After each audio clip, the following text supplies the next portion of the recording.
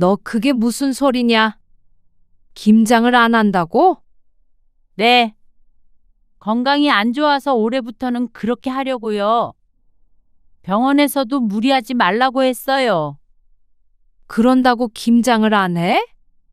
김치 몇 포기 담그는 거 가지고 누가 무리를 한대? 죄송해요. 이제는 저도 제 몸 돌보며 살려고요. 아, 누가 돌보지 말래? 80 넘은 나도 하는 일을 왜 못한다는 거야? 젊은 애가.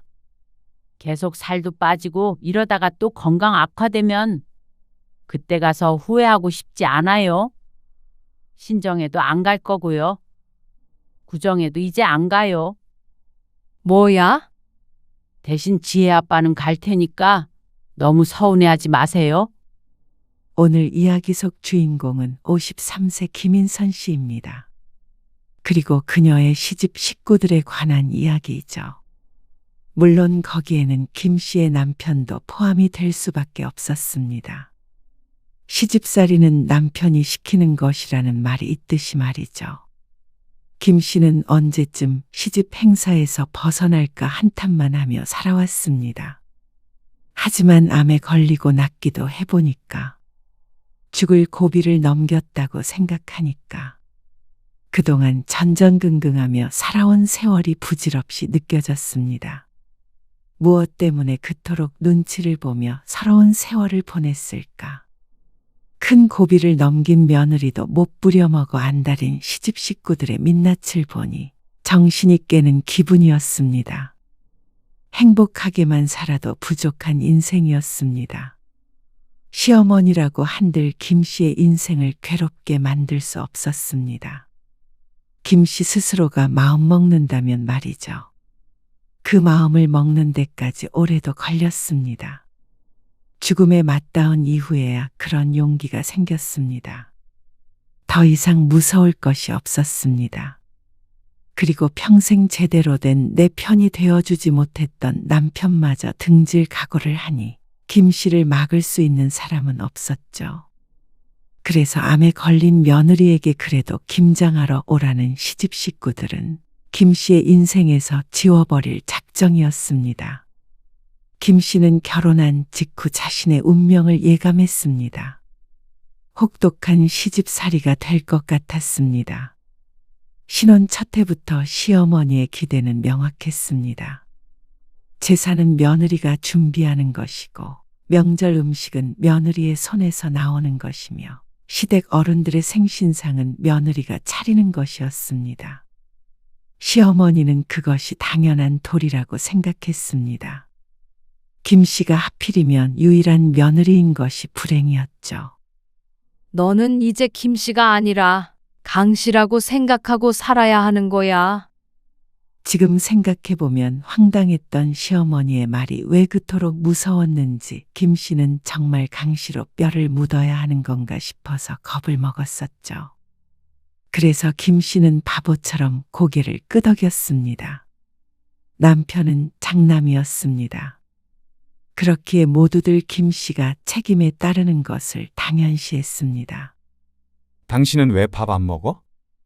설거지 해야 해서. 밥을 먹고 해야지 설거지는. 어머님이 이거 해놓고 먹으라고 하셨어. 어머니도 참. 산더미처럼 쌓인 그릇들을 보며 남편은 한숨을 쉬었습니다. 하지만 그렇다고 고무장갑을 달라고 하지도 않았습니다. 남편도 고생하는 김 씨를 안타까워하긴 했지만 그래도 그건 며느리가 하는 일이 맞다고 생각했습니다. 그렇게 커왔으니 당연했습니다. 며느리들이 노동을 하는 것이 당연한 환경에서 컸으니까 이상하다고 생각을 못한 것이었습니다. 아내가 안타까운 것은 별개의 문제였고 말이죠. 그렇기 때문에 김 씨도 자연스럽게 이건 내 일이라는 생각을 할 수밖에 없었죠. 산적이랑 곶감 가지고 와라. 안 해. 잠시만요. 다음 날 차례상을 차리다 시어머니의 말에 서둘러 산적과 곶감이 담긴 제기를 들고 다가갔습니다. 그러자 시어머니가 인상을 쓰며 핀잔했습니다. 너는 그거를 쟁반에 받쳐서 가지고 와야지. 맨손으로 들고 와? 친정에서 그렇게 가르쳤어? 어쩌면 예의가 아닌지도 몰랐습니다. 20대 어린 나이에 모르는 것 투성이었죠. 하지만 시어머니는 가르침보다도 꾸짖음이 늘 먼저였습니다. 그럴 때면 자꾸만 주눅이 들고는 했고 김씨 스스로가 모자란 사람이 된 것만 같았습니다. 너는 제사상 놓는 순서도 모르니? 보고 배울게요. 잘 봐도 금방 네가 물려받아야 할 거 아니니? 시어머니의 말에 김씨의 얼굴이 거무죽죽해졌습니다. 도저히 자신이 없었죠. 하지만 맏며느리라는 것이 그런 거라고 했습니다. 차례상이 다 차려지면 뒤쪽에 멀찌감치 떨어져 서 있다가 부르면 얼른 달려가서 심부름을 해야 했습니다. 그것이 시집에서 며느리의 위치였습니다. 우리는 다른 사람들 다 먹으면 먹자. 네, 차례가 끝난 뒤에 밥을 먹을 때도 마찬가지였습니다. 남들 식사가 다 끝나고 자리가 비면 그제서야 뒤늦게 남은 반찬에다 밥을 먹을 수 있었습니다. 그리고 그건 시어머니도 똑같았습니다. 시어머니조차 며느리라는 위치에서 자유롭지 못했습니다. 그저 좀 더 힘이 있는 강씨 가문의 종일 뿐이었죠. 힘들지? 수고했어. 그래도 김 씨는 남편이 시아버지보다는 낫다고 생각했습니다. 시어머니나 며느리에게 수고했다는 말 한마디도 없는 시아버지보다는 그래도 아내 걱정을 해주는 남편이 다정하다고 생각했습니다. 바보처럼 말이죠. 명절만이라면 다행이었을 텐데 김 씨는 시집에 가족 행사가 이토록 많은 줄은 처음 알았습니다. 명절과 제사, 어버이날, 그리고 가족들 생일까지 하나하나 챙겼는데 하나하나 시집 식구들에겐 큰 행사였습니다. 김 씨의 친정에는 전혀 없는 문화였습니다. 김 씨 가족이 너무 개인적이거나 강 씨가 너무 가족적인 것이었겠죠. 김장을 하는 날이면 2박 3일 동안 시집에 머물러야 했습니다. 시집 김장 맛을 배워야 한다며 시어머니는 주로 지시를 했고 직접 참여하는 것은 김 씨였습니다. 젓갈 냄새가 손에 배어 며칠이 지나도 빠지지 않았습니다. 손가락 마디마디가 붓고 허리는 꼿꼿이 서 있기가 힘들었습니다. 그런 와중에도 시누이가 말했습니다. 언니, 내년에는 한설은 폭이 더 담가줘요. 우리 애들이 김치를 좋아해. 언니가 손맛이 좋은가 봐요. 김장이라고는 해본 적도 없던 김 씨가 손맛이 좋으면 얼마나 좋다고 그런 말을 할까요? 부려먹기 위해 하는 말이라는 걸 알았습니다. 김장이 끝나고 집에 돌아와서 앓고 있으니 남편은 걱정했습니다. 내가 어머니한테 얘기해 볼게. 내년부터는 좀 줄이자고. 하지만 그 약속은 늘 흐지부지 되었습니다. 어머니도 참 왜 그러실까? 이렇게 하던 말이 세월이 지나면서 점점 변했습니다. 이번만 당신이 참아. 맏며느리잖아. 어쩔 수 없지. 미안해. 근데 나보고 어떻게 하라는 거야. 내 입장도 곤란해. 우리만 참으면 돼. 이렇게 말이죠. 그 모습에 실망한 김 씨가 남편과 다투기도 했지만 결국 달라지는 것은 없었습니다. 남편조차도 그게 잘못된 일이란 생각을 하지 못했고 김 씨도 반항할 용기가 없었으니 말이죠. 김 씨는 그렇게 20년 넘는 세월 동안 며느리 노릇을 했습니다. 시누이들까지 시어머니 역할을 하는 바람에 김 씨의 시집살이는 남들보다 더 혹독했죠. 그렇게 나이를 먹었고 3년 전 신이 되었을 때 김 씨의 인생에도 전환점이 찾아왔습니다. 분명 죽도록 괴롭고 힘든 사건이었지만 남은 인생을 완전히 바꿔놓게 되었습니다. 여보, 지혜 원룸에서 또 물이 샜다나 봐. 오피스텔로 이사할 거라고 그러는데 다음 주에 부동산 한번 같이 가보게. 그러면 그렇게 해야지. 근데 당신 목소리가 왜 또 그래? 좀 듣기 그렇지. 피곤해서 그런가 왜 자꾸 이러지? 병원 다녀와 보라니까 그러네. 쉬면 괜찮아. 별로 아픈 데도 없고. 어느 가을날이었습니다. 몸에 이상을 느꼈지만 그저 일하느라 피로해서 그런 것인 줄 알았습니다. 아침에 눈을 떠도 개운하지 않았고 낮에도 몸이 천근만근이었습니다. 감기에 걸렸다고 생각했습니다. 김 씨도 스스로 대수롭지 않게 여겼죠. 대학병원에 한번 가보시는 게 좋겠는데요. 결국 찾은 동네 이비인후과에서 의사가 권유했습니다. 왜요? 뭐가 문제가 있나요? 당연히 무서울 수밖에 없었습니다. 감기약을 받으러 갔는데 큰 병원으로 가보라니. 겁을 집어먹고 물어본 말에 의사가 대답했습니다. 갑상선 초음파 검사를 받아보셔야 할 것 같네요. 김 씨는 불안한 마음을 가지고 의사의 권유대로 대학병원 내분비외과에 방문했습니다. 그래서 검사한 결과 갑상선에 결절이 발견되었고 담당 의사는 조직검사가 필요하다고 했습니다. 조직검사라는 말에 가슴이 철렁했습니다. 조직검사요? 그럼 암이라는 말씀이세요? 아직은 알 수가 없고요.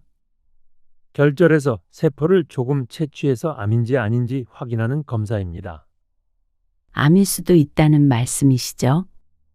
김 씨의 목소리가 떨렸습니다. 아직 암이라고 단정 짓기는 이릅니다. 결절이 있다고 해서 다 암은 아니에요. 일단 검사부터 해봅시다. 그리고 검사 결과가 나오기까지 열흘이 걸렸습니다. 그 열흘 동안 김 씨는 제대로 잠을 자지 못했습니다. 밥맛도 없었고 무엇을 해도 집중이 되지 않았습니다. 남편도 마찬가지였습니다. 크게 충격을 받은 것 같았습니다. 그리고 결국에 김 씨는 갑상선암을 진단받았습니다. 유두암이라는 것이었는데 김 씨는 생전 처음 들어보는 암 종류였습니다. 다행히 치료가 잘 되는 암이라고 그러잖아. 너무 걱정 마.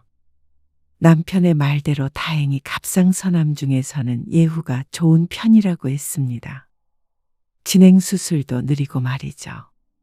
하지만 수술은 필요하다고 했습니다. 갑상선 절제술을 받아야 하고 그 뒤에도 치료가 필요할 수 있다는 말에 김 씨는 손이 벌벌 떨렸습니다. 예후가 좋은 암이라지만 시한부 선고라도 받은 것 같았습니다. 사망률이 낮다고 하더라도 재수가 없으면 사망하는 그 한 명이 내가 될 수도 있었으니 말이죠. 예상치 못한 상황에서 최악의 상상을 할 수밖에 없었습니다. 여보, 괜찮아. 김 씨는 의사의 말을 듣고 있었지만 머릿속은 하얘졌습니다. 암이라는 단어만 머릿속에서 맴돌았습니다. 남편이 그런 김 씨의 어깨를 감쌌지만 안심이 되지 않았습니다. 김 씨는 수술 날짜가 잡힐 때까지도 정신을 못 차렸습니다. 친정에 알렸더니 다들 충격을 받았습니다. 그리고 다른 암이 아니라 갑상선암이라는 말에 그나마 다행이라고 했습니다. 하지만 그건 남들 이야기였고 본인에겐 전혀 다행이 아니었습니다.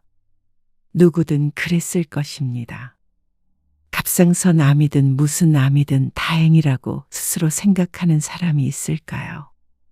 딸은 눈물바람이었습니다. 엄마가 왜 암에 걸려?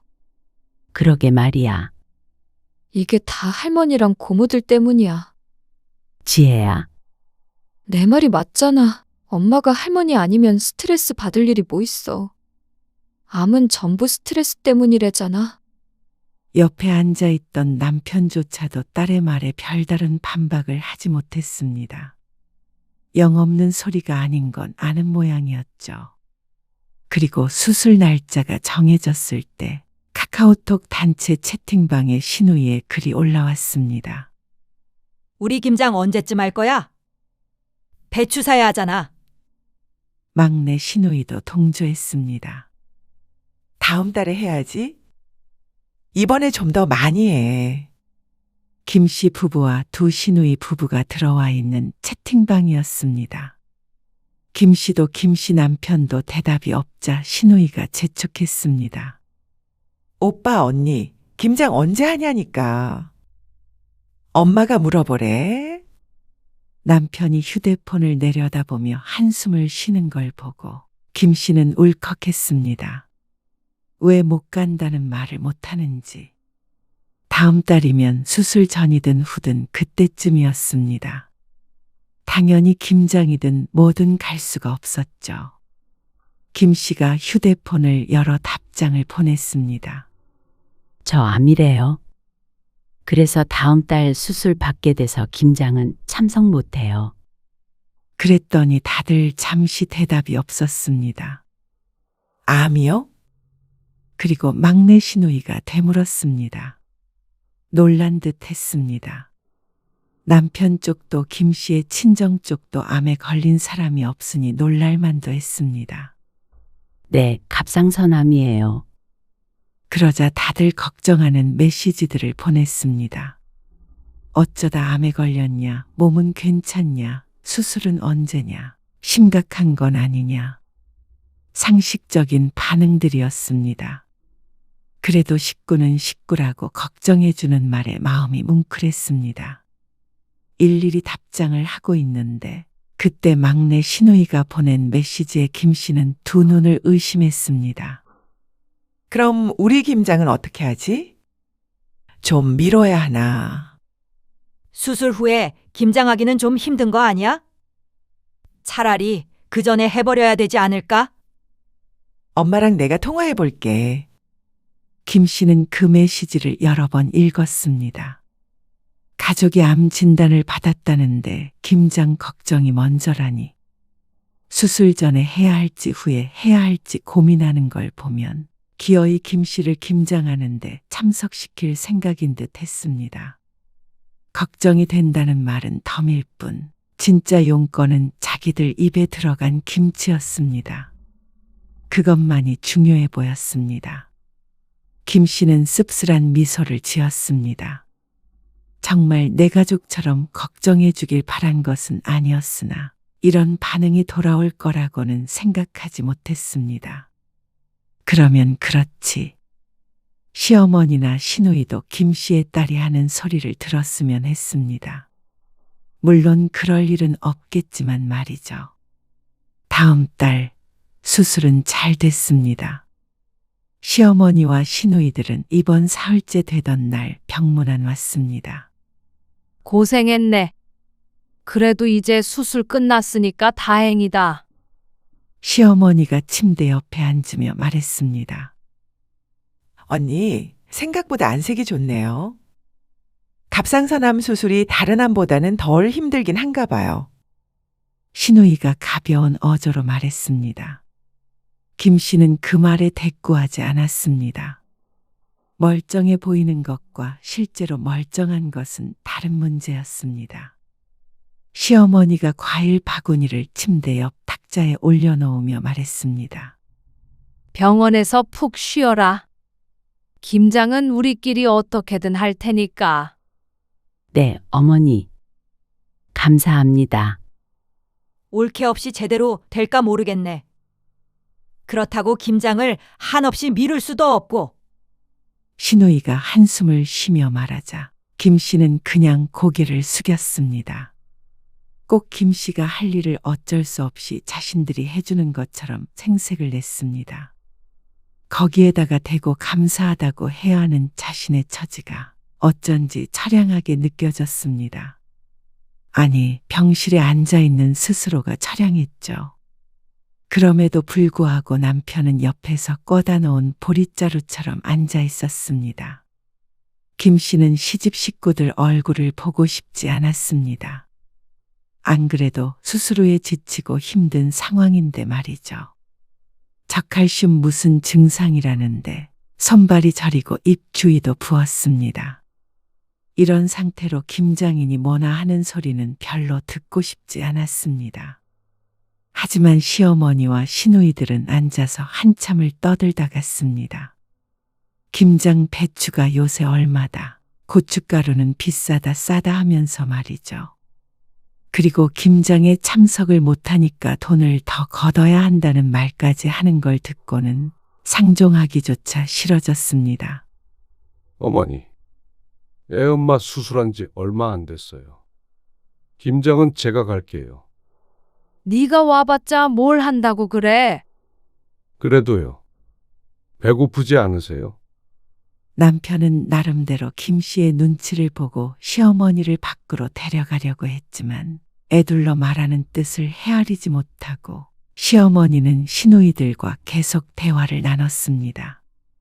그래도 평소보다도 김 씨의 편을 들어줬지만 그럼에도 불구하고 어쩐지 남편도 꼴보기 싫었습니다.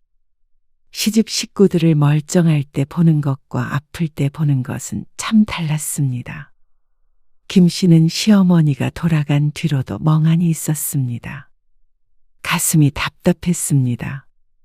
누가 목을 조르는 것 같기도 했습니다. 암 수술을 한 것도 아직도 실감이 나지 않았습니다. 시누이의 말처럼 다른 암보다 나을지는 몰라도 김 씨에게는 살면서 가장 죽음과 가까워졌던 순간이었습니다. 그걸 누구도 알아주지 않았지만 말이죠. 남편이 보호자 침대에서 잠들었고 김 씨는 창밖을 바라보며 울었습니다. 암 수술을 받은 환자에게 김장 얘기를 꺼내는 시어머니가, 그리고 그 말을 듣고도 따지지 못했던 자신이 서러웠습니다. 퇴원 후에도 컨디션이 좋지 않았습니다. 면역이 떨어진 것인지 암 환자는 다 이런 것인지 모르겠지만 김 씨는 계속 몸이 안 좋았습니다. 그래서 수술 후 2달 뒤에 있었던 시누이의 생일에도 참석하지 못했습니다. 아니, 못 온다고? 네. 못 갈 것 같아요. 못 올 것 같다는 말이 못 온다는 말이야? 아니면 올 수도 있다는 말이야? 말을 똑바로 해라. 아, 못 가요. 어머님. 시어머니의 신경질적인 대꾸에 김 씨는 또 가슴이 꽉 막힌 것 같은 기분을 느꼈습니다. 전화 통화를 하는 게 무척 불편하고 힘들었습니다. 와서 밥 한 끼 먹는 게 힘들어? 밥 한 끼로 끝나지 않을 것을 알기에 그러겠다고 할 수가 없었습니다. 수십 년간 시집 식구들 생일상을 차리는 것은 대부분 김 씨의 역할이었으니 말이죠. 아무리 시집 식구들이라도 생각이 있다면 김 씨에게 고된 일을 시키지 않겠지만 정말로 생각이 있다면 부디 환자를 이렇게 부르지도 않을 것이었습니다. 수술 받은 지도 한참 지났잖냐? 다 나은 거 아니야? 지속적인 관리는 필요하지만 수술 후 검사에서 좋은 결과가 있었습니다. 그러니까 나았다고 볼 수도 있겠죠. 하지만 그렇다고 해서 김 씨가 암 수술을 했다는 사실이 변하는 것은 아니었습니다. 2달이면 얼마 지나지 않은 시점이었고 말이죠. 하지만 그게 보는 사람에 따라서는 다르게 보이기도 하는 모양이었습니다. 너무 그렇게 유난 떨면 안 돼. 네? 자꾸 돌아다니고 해야 면역도 생기는 거고 병도 이겨내지. 몸이 예전 같지 않아요. 그게 뭐 위암 이런 거랑 다른 거잖냐? 애들이 그러던데. 고쳐졌으면 평소대로 살아야지. 꼭 고장났던 기계를 고친 것처럼 말하던 시어머니. 시집에서 일하는 기계로 살았으니까 빨리 수리해서 돌아오라는 말 같았습니다. 허탈했습니다. 너는 원래 건강 체질이었잖아. 김 씨를 걱정하는 것 같기도 아니면 자신을 걱정하는 것 같기도 한 말이었습니다. 지긋지긋했습니다. 이번에는 못 가요. 어머님. 참나, 알았다. 적어도 지금은 시어머니의 말에 순종할 수 없었습니다. 내 몸이 안 좋은데 이것저것 신경 쓸 여력이 없었습니다. 그것 아주 작은 생각의 씨앗이었습니다. 하지만 그 씨앗은 서서히 그리고 확실하게 자라나기 시작했습니다. 암 치료가 끝난 후에 김 씨의 삶은 크게 달라지지 않았습니다. 시간이 지나서 다시 복직을 했고 일상으로 돌아갔죠. 하지만 그렇다고 시어머니의 말처럼 다시 건강 체질이 된 것은 아니었습니다. 암 수술 후 1년쯤 되었을 때 시어머니의 팔순이었습니다. 시누이가 가족 모임을 제안했고 그것이 여행으로 발전하게 되었습니다. 엄마 팔순 기념으로 가족끼리 여행 가는 게 어떨까? 엄마가 잔치는 또 번잡스럽다고 싫다고 하시잖아. 여행을 어디로? 가까운 데라도 가서 1박 2일 놀다 오면 좋지. 다 같이. 지혜 엄마한테 한번 물어보고. 물어볼 거 뭐 있어? 오히려 언니는 좋아하지? 팔순이면 그래도 언니가 신경 써야 할 게 제일 많잖아. 여행 가면 다 사 먹는데 뭘. 그런가? 남편과 시누이가 통화하는 소리를 듣고 있는데 어처구니가 없었습니다. 어째서 시어머니 팔순 여행을 김 씨가 제일 신경 써야 한다는 말인지 몰랐습니다. 칠순잔치 때도 그랬지만 정말 너무한다 싶었습니다. 그런데 그 와중에 그런가 하고 있는 남편도 기가 막혔죠. 어쨌거나 상의를 해볼게. 왜 저렇게밖에 대답을 못하는지 몰랐습니다. 만약 나중에 거절을 한다면 뻔히 김 씨의 의견이라고 생각할 텐데 말이죠. 이렇게 융통성이 없으니까 김 씨가 그동안 시집 식구들에게 눈총을 받으며 살았죠. 남편이 전화를 끊자마자 김 씨가 기다렸다는 듯이 말했습니다. 나는 1박 2일은 부담스러워. 왜? 집에서 생일상 차리고 그런 것보다는 낫지 않아? 선택지가 그거밖에 없어? 밖에서 같이 식사만 하면 되잖아. 그런가? 그러면 아가씨한테 말하게? 애엄마가 싫대. 이렇게? 설마 내가 그렇게 말하겠어? 그럼 뭐라고 하게? 나한테 먼저 말해봐. 그러자 남편이 생각해둔 바가 없는지 머뭇거렸습니다. 에라 모르겠다 싶었습니다. 당신이 알아서 잘 거절해. 나중에 내 탓이라는 말 안 나오게. 김 씨가 한숨을 쉬면서 말하자 남편은 대수롭지 않다는 듯이 고개를 끄덕였습니다. 그리고 다음 날 또다시 통화를 했는지 남편이 웃으며 김 씨에게 말했습니다. 여보, 그냥 밥만 먹기로 했어. 내가 싫다고 한 거 아니지? 아니야. 당신 탓 안 해. 그 말을 믿은 것이 바보였습니다. 며칠 뒤에 김 씨는 시어머니에게서 전화를 받게 되었습니다. 어디가 얼마나 아픈 거야? 네? 몸이 아파서 팔순 여행도 못 간다면서? 어떡하냐? 그렇게나 아파서. 아? 수술이 잘 됐는데도 아픈 거야? 그 병은? 수술이 끝나고 1년 동안 건강이 어떤지 걱정한 적도 없었습니다. 매번 명절이나 제사 때마다 불러서 똑같이 일을 시켰으면 시켰지 결코 걱정하던 분이 아니었죠. 그런데 여행을 못 가게 되니까 전화까지 해서 김 씨를 압박했습니다. 걱정하는 듯 하지만 수술도 잘 됐는데 웬 꾀병이냐 하고 따지는 것 같았습니다. 착각이었으면 좋겠지만 이어지는 말이 시어머니가 전화 건 목적을 정확히 했습니다. 그래도 팔순이라는 게 인생에 한 번밖에 없는 거잖냐? 내가 오래 살아서 구순까지 지내고 가겠냐? 마지막이라고 생각하고 가까운 데라도 가서 바람 쐬고 오자. 너도 수술하고 어디 멀리 여행 간 적도 없잖아. 사람이 말이야. 그 행복하고 그러면 몸에서 좋은 기운이 나와. 그러면 아프지도 않는 거야. 그게 과학적으로 그렇대잖냐? 길게 하는 말이었지만 결국에는 아프더라도 자신의 팔순엔 여행을 갔으면 한다는 말이었습니다. 정 힘들면 왔다가 저녁에 가면 되잖냐. 김 씨가 망설이는 걸 느꼈는지 시어머니가 한 발짝 뒤로 물러났습니다. 이렇게까지 얘기하는데 끝까지 버티고 있을 수가 없었습니다. 잘 말해두었다더니 김 씨가 아픈 걸 핑계로 들면 어떡하나 남편이 원망스러웠습니다. 김 씨가 단순히 가족 여행을 가기 싫은 게 아니라 정말로 부담스러웠습니다. 겉으론 멀쩡해 보일지 몰라도 일상생활까지 전과 같은 것은 아니었습니다.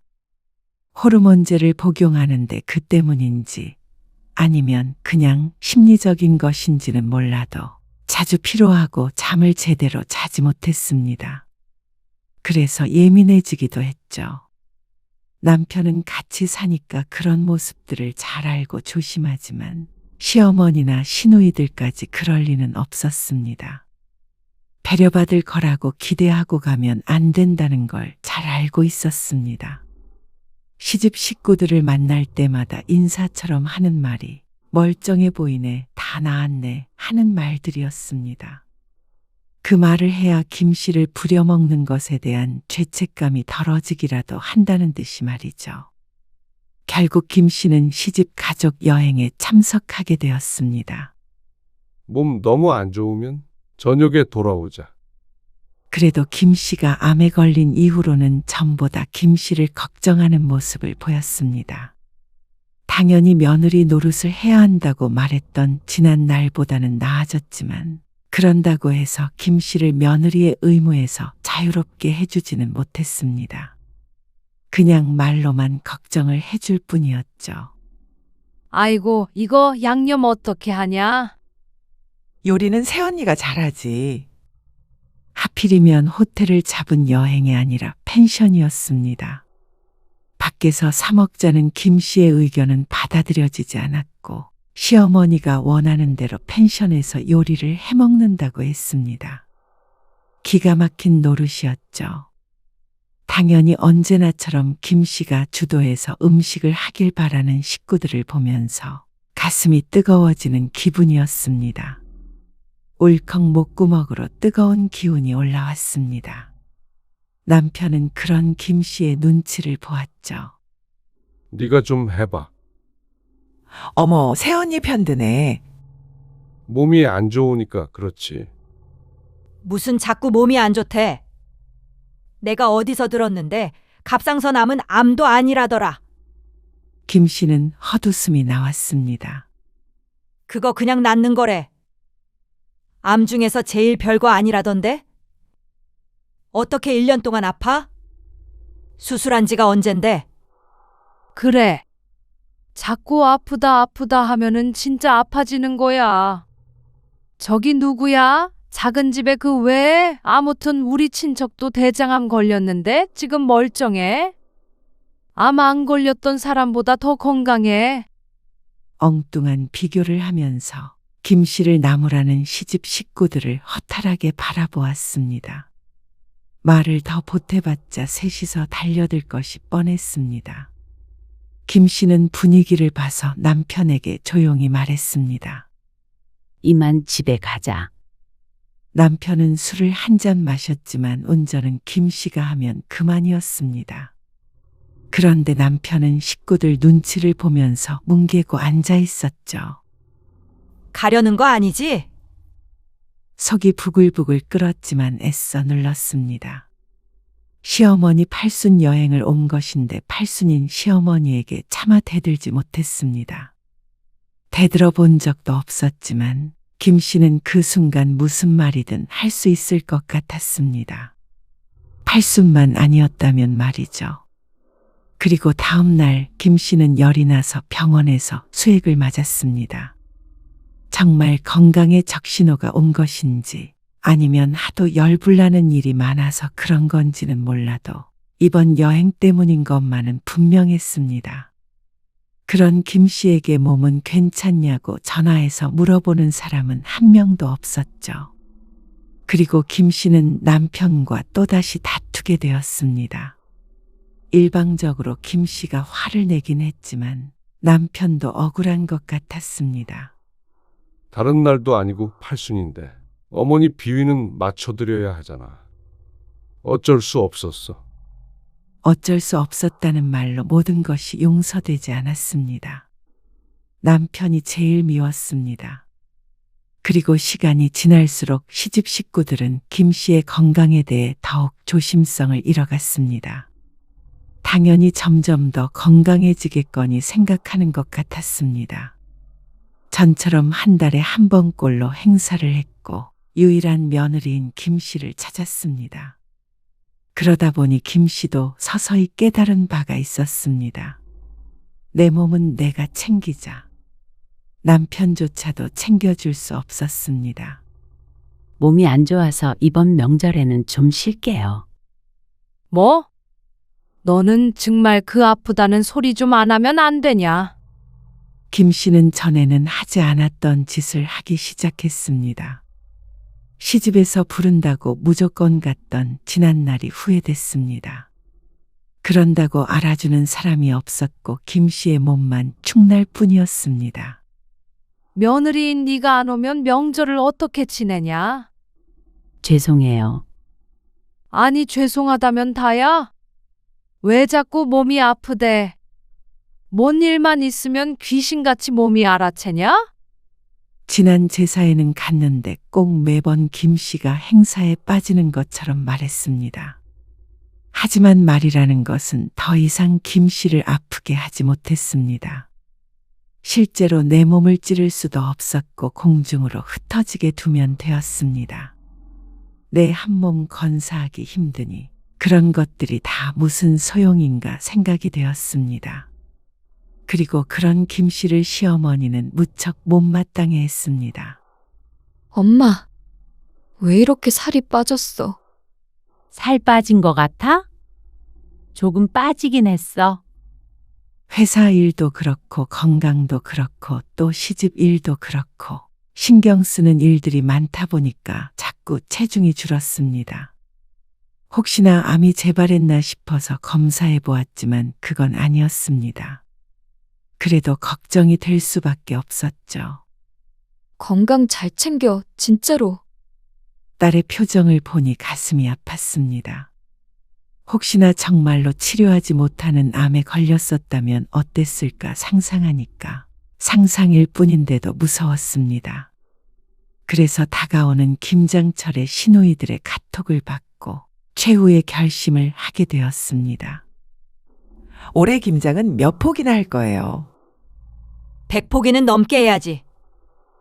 근데 엄마 허리 아프다고 그러던데? 우리끼리 할 수 있나?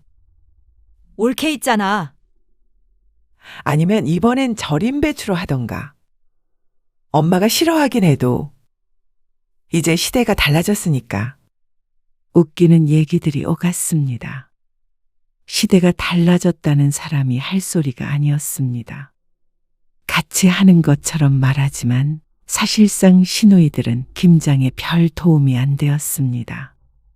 그저 김치를 챙겨가려고 와서 얼쩡대는 것에 불과했습니다. 근데 100포기도 모자라. 정민이네 김치 부족하다고 그랬어. 김 씨는 그 메시지를 읽고 휴대폰을 내려놓았습니다. 그리고 한참을 가만히 앉아 있었습니다. 정말 더는 안 되겠다 싶어서 다시 휴대폰을 들었습니다. 올해부터는 건강상 이유로 모든 행사에 불참하겠습니다. 그렇게 보내고 나자 잠시 뒤에 휴대폰에 불이 났습니다. 대화를 나누고 있던 상황이라 곧바로 메시지를 읽은 것 같았죠. 그게 무슨 말이냐? 모든 행사라면 김장 말하는 거냐? 명절 말하는 거냐? 무슨 일 있냐? 김 씨가 대답하지 않자 난리가 났습니다.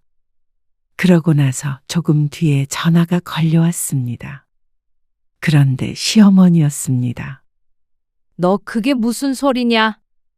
김장을 안 한다고? 그새 시어머니의 귀까지 들어간 것 같았습니다. 네. 건강이 안 좋아서 올해부터는 그렇게 하려고요. 병원에서도 무리하지 말라고 했어요.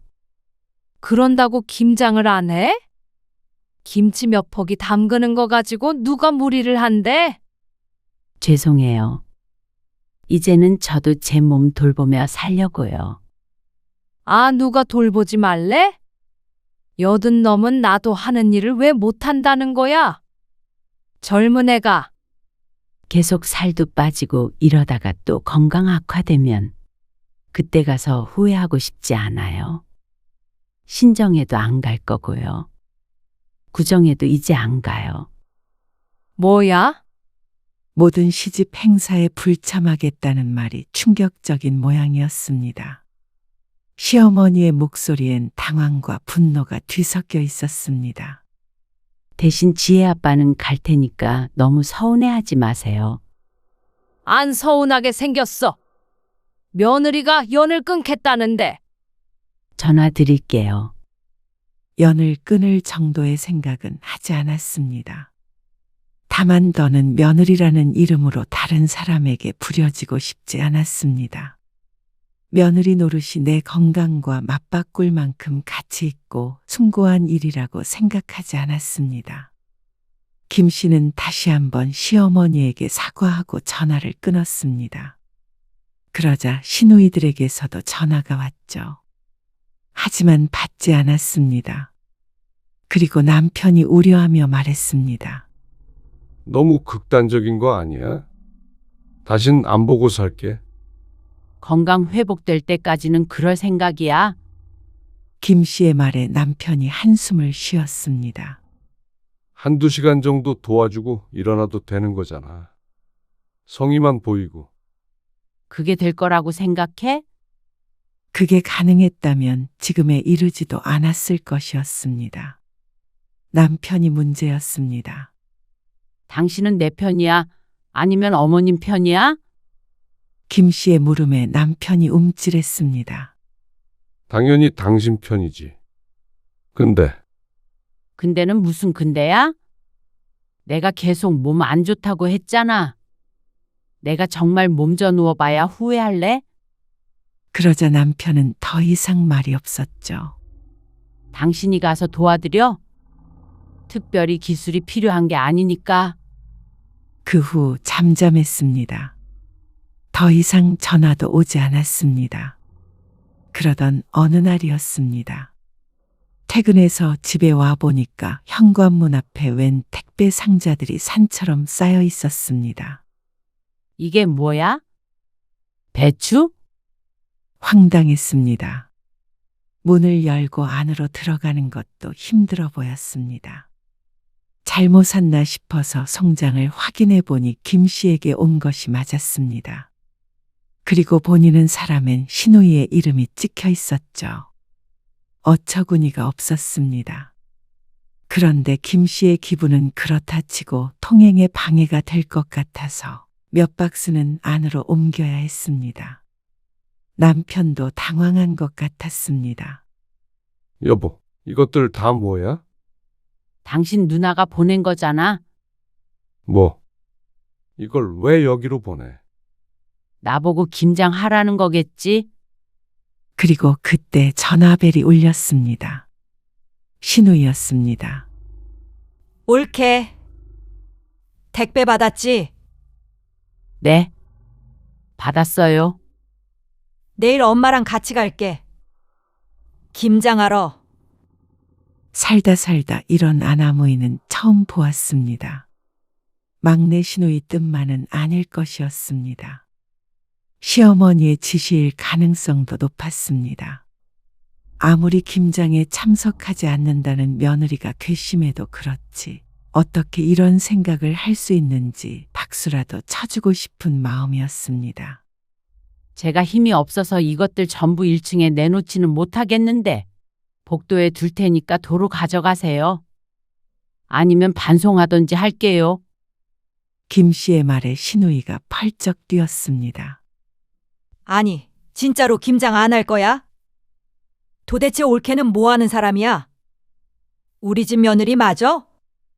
그렇게 따지면 형님은 남의 집 식구 되신 건데 왜 참견을 하세요? 뭐야? 시누이들은 참 이상했습니다. 며느리에게 김장을 시키고 싶으면 자신들도 자기 시집에 가서 김장을 해야 하는 거 아닌가 싶었습니다. 도대체 왜 그런 생각은 못하고 만만한 사람만 괴롭히는지 어처구니가 없었습니다. 저 이제 정말 더는 못해요. 누가 저보고 시집 식구들 때문에 암에 걸렸다고 하던데 정말 그렇게 만들고 싶으신 거예요? 뭐야? 누가 그런 말을 해? 미친 거 아니야? 누가 그런 말을 했는지는 안 중요하고요. 왜 그런 말을 했는지 좀 생각해 보세요. 올케 정말 웃긴다. 올케 아프다고 그래서 우리 엄마가 이런저런 사정 다 봐준 거 알아 몰라? 전혀 모르겠네요. 배추는 가져가세요. 김장할 생각 없어요. 김 씨는 그렇게 전화를 끊었습니다. 그럼에도 불구하고 다음날 시집 식구들은 기어이 김장을 하겠다고 집까지 찾아왔습니다. 그리고 김 씨는 문을 열어주지 않았죠. 이거 너무한 거 아니야? 어떻게 우리를 이렇게 문전박대해? 그리고 지금 당장 이걸 다 어떻게 옮기라고? 문 밖에서 소리치는 것을 무시했습니다. 남편도 굳은 표정이었습니다. 김 씨에게 화가 났는지도 몰랐습니다. 정말 저대로 돌려보낼 거야? 어머니가 80이 넘었어, 여보. 안쓰럽지도 않아. 그러는 당신은 내가 안쓰럽지도 않아? 남편은 복잡한 표정으로 김 씨를 바라보았습니다. 당신 앞으로 경계를 지켜주지 않으면 나는 이제 나 혼자 살 거야. 그 말에 남편의 표정이 울그락불그락해졌습니다. 그게 무슨 소리야? 이혼하겠다는 거야. 이혼까지 갈 필요는 없었으면 좋겠어. 근데 아프고 나니까 뭐든 상관없다는 생각도 들어. 인생 짧은데 싫은 소리 들어가면서 내 몸 망가져가면서 그렇게 모든 관계를 유지하고 싶지는 않아.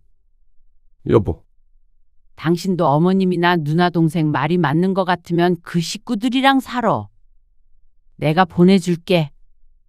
남편은 반박하려 했지만 입을 다물었습니다. 자신이 생각해 보아도 시집 사람들의 태도엔 너무한 구석이 다분할 테니 말이죠. 이번에는 진짜야. 당신이 선택해.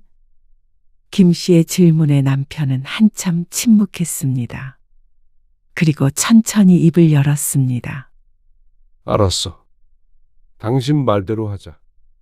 그렇게 한참을 밖에서 소리를 지르다가 시어머니와 시누이들이 돌아갔습니다.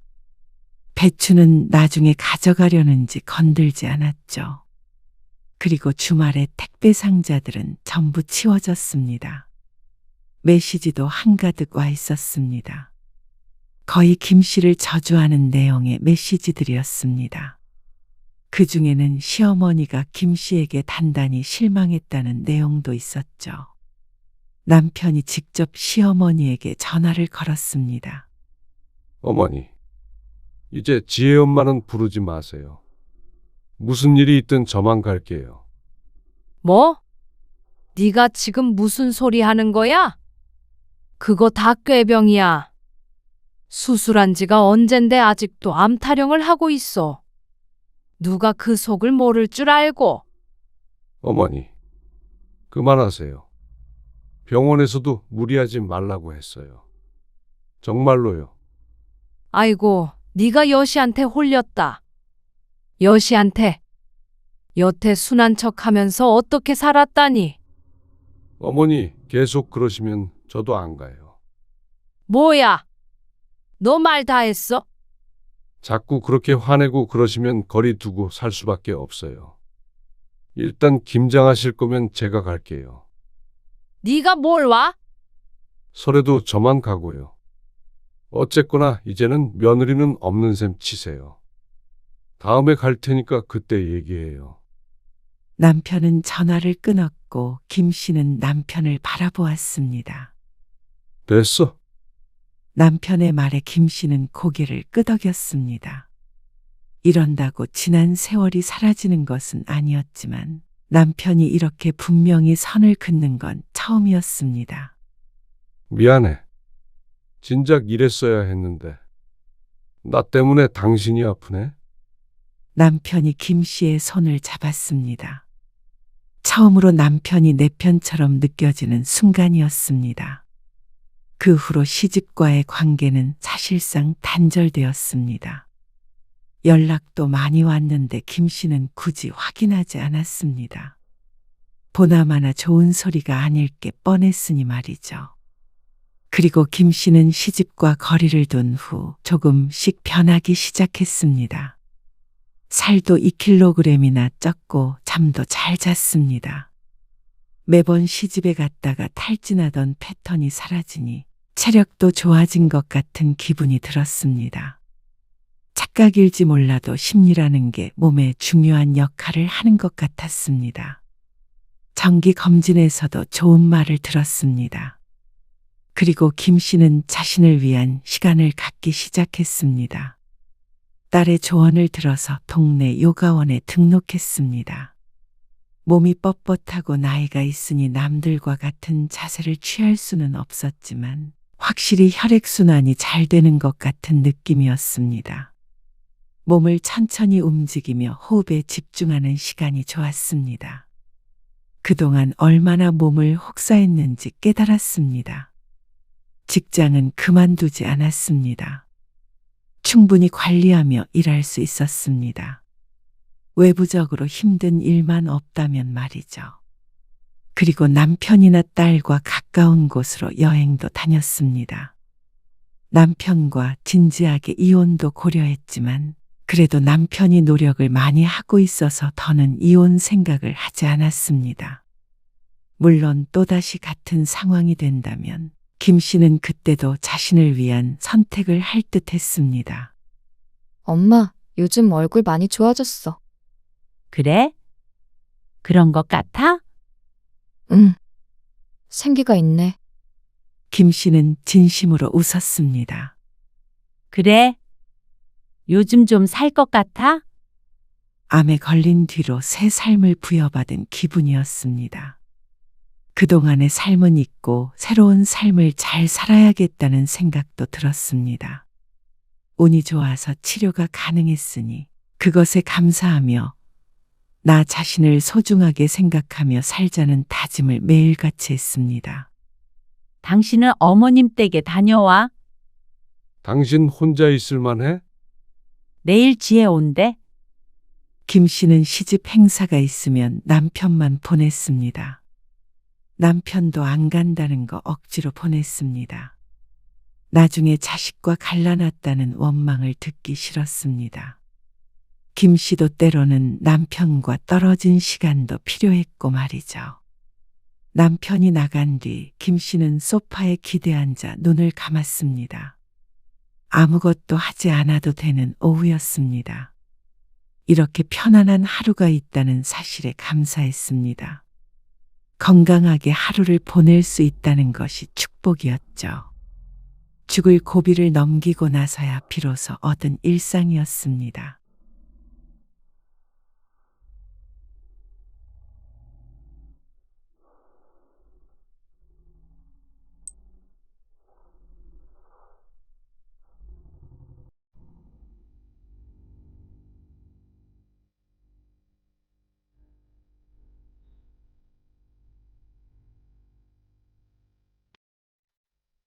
빚을 갚아달라니?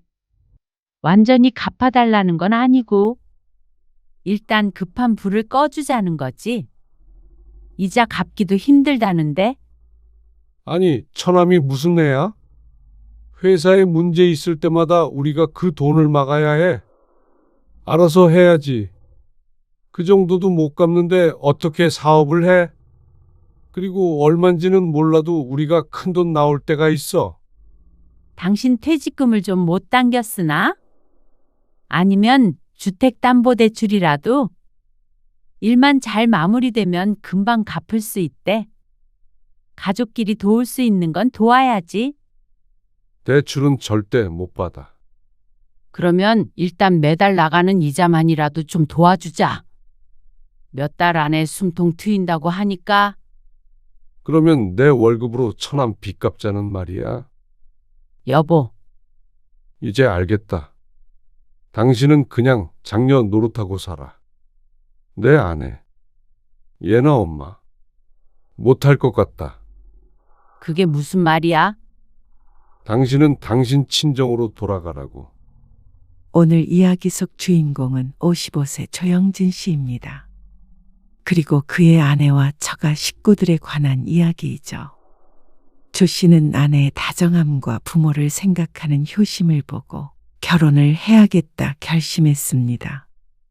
이런 사람이라면 평생을 함께 살아가도 좋을 것 같았습니다. 그 사랑이 우리 가족에게로 옮겨올 줄 알았지만 그러지 않았습니다. 아내가 조 씨와 딸을 사랑하지 않는 것은 아니었지만 친정 식구들도 그만큼 사랑했기에 비극이 생겼습니다. 조 씨는 아내와 결혼한 것이 아니라 처가와 결혼한 것 같다는 생각을 했습니다. 평생 친정만 챙기고 시집은 등한시하는 아내. 자신의 부모 형제들에게 가진 것을 무한정 퍼주고 싶어하는 아내. 책임감 넘치는 딸.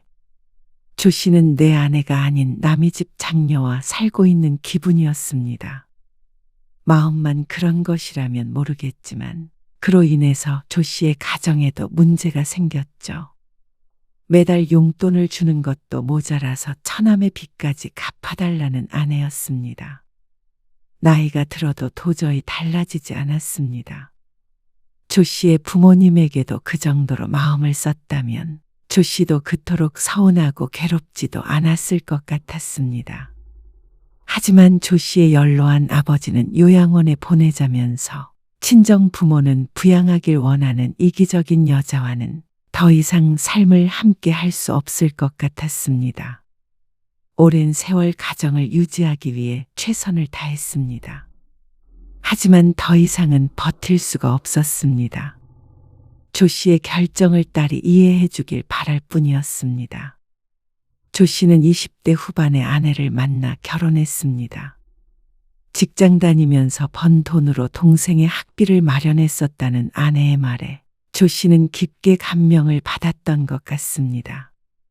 수줍게 웃던 모습과 반짝이던 눈빛. 결혼을 결심했죠. 아, 용돈을 드리고 있었어? 처음 월급 탔을 때부터 드렸는데? 아, 그래? 결혼 준비를 하면서 서로의 재정 상황을 공유하다가 매달 일정 금액이 장모님에게 송금된 것을 보았습니다. 아내는 대수롭지 않게 대답했습니다. 아내가 장녀이다 보니 그건 이해가 갔습니다. 하지만 이어지는 말에 조금 당황스러울 수밖에 없었습니다. 결혼하고도 계속 드릴 거야. 상의하는 것이 아니라 통보였습니다. 결혼을 하게 되면 새로운 가정을 꾸리는 일인데 결혼 후에도 부모님께 용돈을 드리겠다는 말이 부담스러웠습니다. 장인어른은 사업을 하고 있어서 처가가 그리 어려운 것도 아니었습니다. 결혼한다고 내가 엄마 아빠 딸이 아닌 것도 아닌데 이건 꼭 드리고 싶어. 대신 금액을 줄여서 드리겠다는 아내의 말에 조 씨는 고개를 끄덕일 수밖에 없었습니다.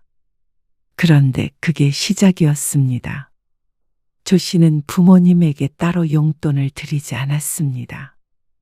자식의 도움이 필요한 상황이 아니었고 조 씨는 조금이라도 바짝 모아서 전셋집에서 벗어나고 아이들도 낳아야 한다고 생각했었죠. 나중에 생각해 보았을 때 그것이 조 씨의 실수라고 할 수도 있었습니다. 결혼 준비는 순조로웠습니다. 하지만 모든 것이 조 씨의 뜻대로 되는 것은 아니었습니다. 선물에 돈을 너무 많이 쓰는 것 같은데. 왜? 결혼하는데 가족들한테 다들 이 정도는 하지? 근데 균형이 안 맞잖아. 내가 번 돈으로 주는 거야? 그러니까 이거 가지고 뭐라고 하진 마. 안 그래도 우리 엄마 아빠 나 시집 간다고 벌써부터 허전해해. 아내는 아직 살림을 합치기 전이라며 자신의 돈으로 친정 식구들의 선물을 챙기겠다고 했습니다. 아내가 가족들과 애틋하다는 것은 연애하면서 충분히 인지를 하고 있었습니다. 하지만 어쩔 때는 도가 지나치다는 생각을 하기도 했습니다. 그래도 결혼을 하면 달라질 거라고 생각했습니다. 어떻게 보면 가족들에게 마지막 선물을 주는 거라고 여겼죠. 그게 두 번째 실수였습니다. 그렇게 조 씨는 아내와 결혼했습니다. 어머니가 주말에 한번 들르라고 그러시네. 어머님이? 결혼하고 한 번도 안 갔잖아. 아, 주말에 나 엄마한테 가기로 했는데? 장모님한테는 지난주에도 갔다 왔잖아. 지지난주에도 그렇고. 조 씨의 목소리가 낮아졌습니다. 따지고 보면 조 씨의 부모님이 10분 정도 더 가까이 살았는데 아내는 주말마다 처가에 갔습니다. 결혼한 지 2달이 지났는데 5번은 넘게 간 것 같았습니다. 그중 2번은 조 씨도 동행했고 말이죠. 에이, 우리 엄마는 반찬 챙겨준다고 해서 그것 때문에 간 거고. 그럼 이번 주에는? 이번에는 인복이가 온대잖아. 그래서 오랜만에 다 같이 모이기로 했어. 이나도 오고. 당신이랑 같이 갈 생각이었는데. 아내는 눈에 띄게 서운한 티를 냈습니다. 그러면서 조 씨의 집은 무슨 용건으로 가는 거냐고 물었습니다. 2달 동안 못 봤으니까 궁금해서 부르신 거겠지. 그러면 딱히 특별한 일은 없는 거네? 그러면 이번 주에는 우리 집 가자. 그리고 다음 주에 당신 혼자 어머님네 다녀와. 아내는 늘 자신의 친정이 우선이었습니다. 조 씨가 강하게 주장하지 않으면 늘 그쪽으로 고개를 돌렸습니다. 조 씨는 그런 문제를 가지고 다투고 싶지 않았습니다. 조 씨는 자신의 부모 형제보다도 1순위는 자신의 가정이라고 생각했습니다. 아내가 우선이었습니다. 그러니까 아내의 뜻을 따르는 쪽을 택했죠. 그게 평화로웠습니다. 조 씨의 부모님은 서운하다고 하지는 않았습니다. 그 속이야 어찌됐건 너희 둘이 잘 살면 된다 하셨죠. 하지만 그런 배려가 있으면 아내도 균형을 맞추려고 노력해야 하는데 그러질 않았습니다. 오히려 조 씨가 처가를 우선시하는 게 당연하다는 듯이 굴었습니다. 여보, 당신 회사에 우리 인복이 자리 좀 마련해 줄 수 없나? 처남, 우리 회사에. 우리 인복이 알잖아. 지금 집에서 놀고 있대. 또? 처남은 아내와 나이 차이가 조금 있었는데 자꾸만 직장을 옮겼습니다. 사업을 한다고 했다가 직장에 다니다가 다시 말해 백수나 다름없었죠. 그리고 조 씨는 인사과에 있었습니다. 하지만 그게 아무나 마음대로 회사에 취직시켜 줄 수 있다는 뜻은 아니었습니다. 그만한 힘도 없었고 말이죠. 우리 회사가 그렇게 작은 회사도 아니고 내 마음대로 그렇게 안 되지. 한번 말이라도 해봐. 누구한테 말해보라는 거야. 말이 되는 소리를 해. 처남 위에서 매형이 그 정도도 못해? 체면 때문에 그래? 체면 문제가 아니라 그렇게 할 수가 없다고. 그게 가능했으면 진작에 내 동생부터 취직시켰지. 조 씨의 남동생도 오랫동안 취업 준비를 하다가 최근에 공무원이 됐는데 아무나 취업시켜줄 수 있었으면 남동생도 힘들게 공무원이 되지 않았을 것이었죠. 하지만 그 일로 아내는 조 씨에게 토라져서 한동안 말도 안 했습니다. 어처구니가 없어서 싸울 마음도 들지 않았습니다. 그리고 한 달쯤 뒤 장인어른과 장모님 조 씨의 집에 일주일간 머물게 되었습니다. 집에 물이 새서 수리를 해야 하는데 그 일이 자꾸만 지연되는 바람에 어쩔 수가 없었습니다. 그리고 그 과정에서 조 씨의 의견은 별로 들어가지 않았습니다. 괜히 조서방 불편하게 하네. 아닙니다. 인복이 집으로 갈 걸 그랬어. 아니에요. 편히 계세요. 불편한 건 물론 맞았지만 그래도 자식된 입장에서 부모가 머무르다 가는 걸 거절할 수는 없었습니다. 당연한 일이라고 생각했습니다. 하지만 이튿날 장모님이 아내와 비슷한 말을 하는 것을 듣고는 피로감이 들었습니다. 회사에 자리 좀 없어? 장모님, 차라리 장인어른 회사에 취직시키시면 되죠. 장인어른은 작은 사업을 하고 있었는데 거기라면 마음대로 고용할 수 있지 않나 싶었습니다. 힘들다고 싫다고 그러니까 그렇지. 지금 걔 일 시킬 만큼 회사 상황이 좋은 것도 아니고. 몸 쓰는 일이 많다며 조서방처럼 펜대 굴리면서 편히 일했으면 한다는 장모님에게 할 수 있는 말이 없었습니다. 아내처럼 집요하게 부탁하지는 않았어도 충분히 부담스러웠습니다. 그래도 우리 딸내미랑 이렇게 지내니까 좋네. 나중에 더 나이 들면 같이 살면 좋겠어. 어느 날 장모님이 농담처럼 말을 했고 아내는 웃으며 대답했습니다. 그래. 나중에 더 나이 들고 아프면 같이 살아요. 진심이 듬뿍 담긴 것 같았습니다. 일주일 만에 돌아가긴 했지만 그동안 조 씨는 장인 장모의 등살에 괴로운 나날을 보냈습니다. 아내는 눈치를 보고 있는 남편보다도 친정 부모가 항상 우선이었습니다. 부모를 각별히 위한다는 건 알고 있었지만 같이 지내면서 겪어보니 머리로 알고 있는 것과는 다른 문제였습니다. 그 뒤로 조 씨 부부는 딸을 하나 낳았습니다. 맞벌이를 했기에 아이를 돌봐줄 사람이 필요했는데 그 역할은 또 장모님이 아닌 조 씨의 어머니였습니다. 당신도 알잖아. 우리 엄마는 허리도 안 좋고 손목 아파서 칼질도 잘 못해. 젊어서 고생을 너무 많이 해서. 자신의 부모만 안타깝다는 아내의 말에 서운했지만 수가 없었습니다. 염치불구하고 조 씨의 어머니에게 부탁할 수밖에 없었죠. 죄송해요. 죄송하긴. 나도 손녀딸 보고 좋지. 평일 오후엔 조 씨의 어머니가 전적으로 아이를 보았고 주말에는 아내가 아이를 데리고 처가에 갔습니다. 그러니까 고생은 조 씨의 부모가 하고 재롱은 장인 장모가 보는 것 같아서 마음이 좋지 않았습니다. 어머니, 그래도 수고비는 드려야지. 수고비? 손녀 봐주시는 건데 수고비를 드려야 해? 고생하시니까 당연히 조금이라도 드려야지. 그건 조금 부담스러운데. 조 씨가 아내에게 화나는 점이 이런 것이었습니다. 친정에 퍼주는 것은 아무렇지 않게 생각하고 시집에 주는 것은 망설이는 이런 부분 말이죠.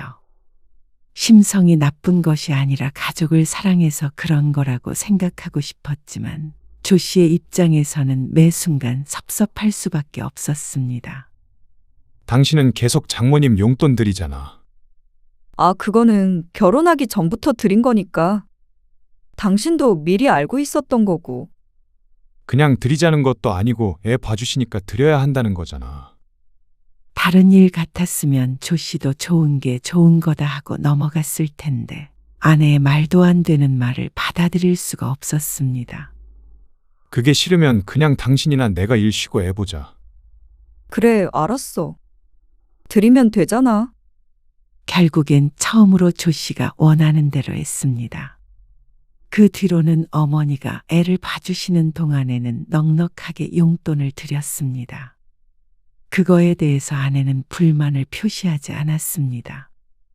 조 씨의 말을 납득하고 받아들인 것을 보면 아내는 그리 나쁜 사람은 아니었습니다. 자신의 친정만 관련되지 않는다면 지극히 평범한 아니었고 평범한 며느리였죠. 하지만 아내가 처가와 너무 가깝게 지냈기 때문에 살면서 자꾸만 갈등이 생길 수밖에 없었습니다. 아내는 종종 조 씨의 일정을 묻지도 않고 처가 가족 행사에 참석시키기도 했고 장모님을 수시로 집에 초대하거나 처남 또는 처제를 집으로 불렀습니다. 조 씨나 딸과 같이 있는 시간보다 그쪽 가족과 어울리는 시간을 더 즐거워하는 것 같아 보이기도 했습니다. 그 문제에 대해서 진지하게 이야기를 나눠본 적도 많았습니다. 무슨 소리를 하는 거야? 나도 당신이랑 예나가 우선이지. 근데 우리 가족도 사랑해. 큰딸이라 내가 책임감을 더 느끼는 게 있는 것 같기도 한데, 당신도 당신 가족 챙겨. 결혼했다고 내가 친정이랑 남이 되는 건 아니잖아. 당신도 우리 가족들이랑 더 가까이 지내면 되잖아. 어차피 한 가족이니까. 하지만 정작 조 씨의 부모 형제를 챙길 일이 있을 때는 아내는 한 가족이라는 생각을 안 하는 것 같았습니다. 아내가 조 씨의 부모를 친부모처럼 여기길 바란 것은 아니었지만 사람인 이상 자꾸만 불만이 생겼죠. 긴 세월 동안 아내의 태도는 변하지 않았습니다. 많은 일들이 있었고 조 씨는 체념했습니다. 스스로를 설득해가면서 20년 넘게 살았죠. 아내는 10년 전에 일을 그만두고 전업주부가 되었고 처가에 주던 용돈은 그때 끊었습니다. 그러다가 장인어른이 세상을 떠났습니다. 사업체를 운영했지만 늘 부진했고 어찌저찌 이끌어오고 계셨던 것 같았는데 돌아가시고 보니 더는 운영이 힘들 정도의 상황이었습니다. 그런데 그걸 처남이 이어받겠다고 나섰습니다. 빚도 있다면서. 재고는 다 어떻게 한다는데? 인복이가 그래도 왔다 갔다 하면서 아빠 일 많이 도왔잖아. 잘 해볼 수 있대.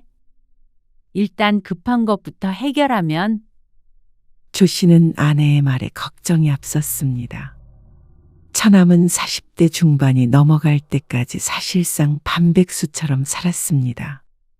물려받을 것이었으면 진작에 일을 배웠어야 했는데 힘든 일 하기 싫다며 도망 다녔죠. 그런데 그런 처남이 어떻게 갑자기 장인어른의 사업을 물려받을 수 있을지 의문이었습니다.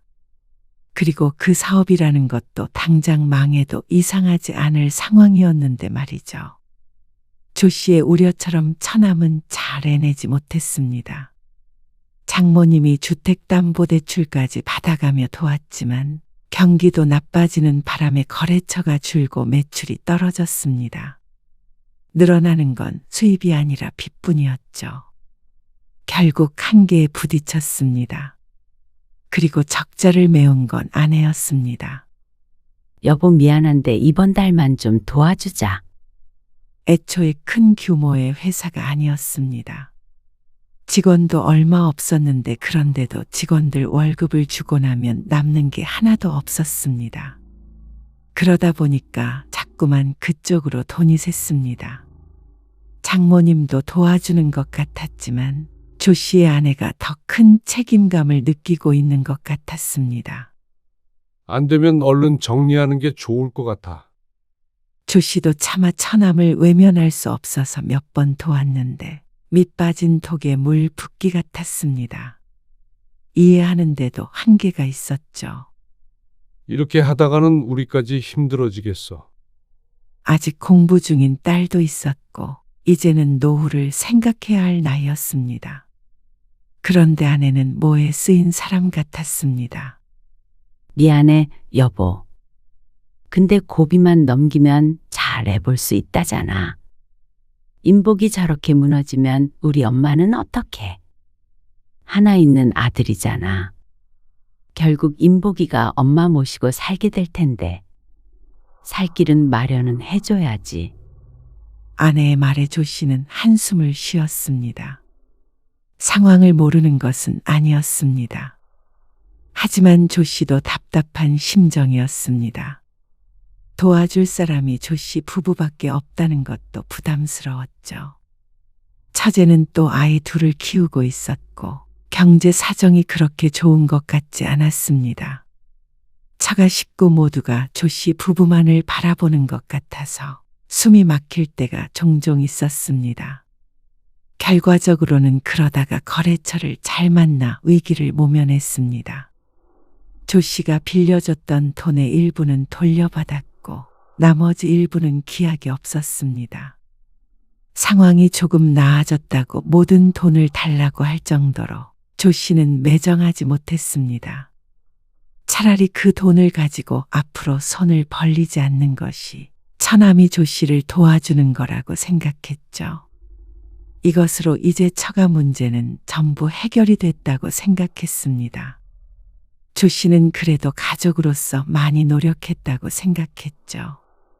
그러던 어느 날이었습니다. 아버지가 많이 안 좋으신 것 같아. 이번 주에 가보긴 할 건데 아마도 집 정리하고 누구든 모셔야 되지 않을까 싶다. 조 씨의 아버지는 어머니가 돌아가시고 혼자 살고 계셨습니다. 80이 넘은 나이에도 정정했었는데 최근 1년 전부터 급격히 몸이 안 좋아졌습니다. 다른 건 몰라도 거동이 불편해지고 약한 치매가 오는 바람에 급하게 거취를 정해야 했습니다. 그러려고 주말에 형제들끼리 모이기로 했죠. 당신도 같이 가야지. 나도. 그럼 다들 온다고 했으니까 근데 아버님 어떻게 모실 건데?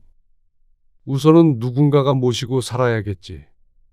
그거 의논하러 가는 거잖아. 아, 누가 모시고 살아? 설마 장남 보고 모시고 살라고 하는 건 아니겠지? 아내의 말에 조 씨가 물끄러미 쳐다보았습니다. 아내는 장남인 조 씨가 당연히 아버지를 떠안게 될까봐 무서운 것 같았습니다. 세상에 장남 차남 그런 게 어디 있어? 안 그래? 그렇게 장려하던 아내가 하기엔 적절하지 못한 말이었습니다. 아직은 모르지. 집에서 모실 수도 있고 최악의 경우엔 요양원에 모실 수도 있겠지. 다들 한창 일을 하고 있기에 집에 모신다고 해도 종일 붙어 있을 수 있는 사람은 없었습니다. 누군가의 희생이 불가피했죠. 그렇기에 요양원도 고려하고 있었는데 아내가 요양원이라는 말에 눈을 빛내는 것 같았습니다. 요양원도 요즘에 좋긴 하다던데. 일단 의논을 해봐야 해. 아버지 상태도 보고. 조 씨는 기분이 상했지만 애써 마음을 감췄습니다. 아직 뭐가 결정된 것은 하나도 없었으니 말이죠. 그리고 주말에 조 씨 부부는 아버지의 집으로 향했습니다. 그리고 다른 형제들도 도착했습니다. 일단 요양원은 너무 이른 것 같아. 아버지 상태도 그렇게 나쁘지 않은 것 같고. 그건 조 씨의 생각과 같았습니다. 일단 형제들끼리 돌아가면서 모시는 게 어때? 한 사람만 하는 것도 좀 부당한 것 같기도 하고. 아버지 언제 돌아가실지 모르니까. 그래. 그렇게 하는 게 좋겠다. 그러다가 정 안 되겠으면 다시 의논해보자. 간병인을 구하는 방법도 있고. 그러자 다들 고개를 끄덕였는데 단 한 사람. 조 씨의 아내만 표정이 어두웠습니다. 결론이 났다고 생각하고 있는데 아내가 불쑥 말을 꺼냈습니다. 근데 자꾸만 환경이 바뀌는 것도 아버님한테 별로 안 좋을 것 같은데. 그렇다고 한 사람만 모실 수는 없죠. 다 각자 상황이 있는데. 그러니까요. 아버님한테도 안정적인 환경이 필요하지 않겠어요? 거동이 불편하신 거면 누군가 계속 옆에 있어야 한다는 거잖아요. 그땐 간병인을 써보면 되죠. 그게 아니고 더 좋은 환경에 전문적인 인력이 있는 곳이 좋을 것 같아서 의견을 내는 거예요. 당신 말은 그러니까. 요양원에 모시자고요? 당장이요? 왜 그렇게 놀라세요? 요즘 요양원 얼마나 잘 돼 있는데요? 좋은 곳은 돈도 많이 드는데 그래도 형제들끼리 조금씩 모으면 되니까. 아내는 꼭 시아버지를 위해 희생을 하겠다는 듯이 말했습니다. 하지만 어쩐지 조 씨의 기분엔 그게 아닌 것 같았습니다. 일단 우리 집에 먼저 모시고 오고 나서 그때 생각해보자. 그게 아버님한테는 더 안 좋을 것 같다니까? 그리고 우리 집에 낮에 누가 있다고 그래? 나밖에 없잖아. 아버지 계속 부축해야 되고 그런 건 아니니까.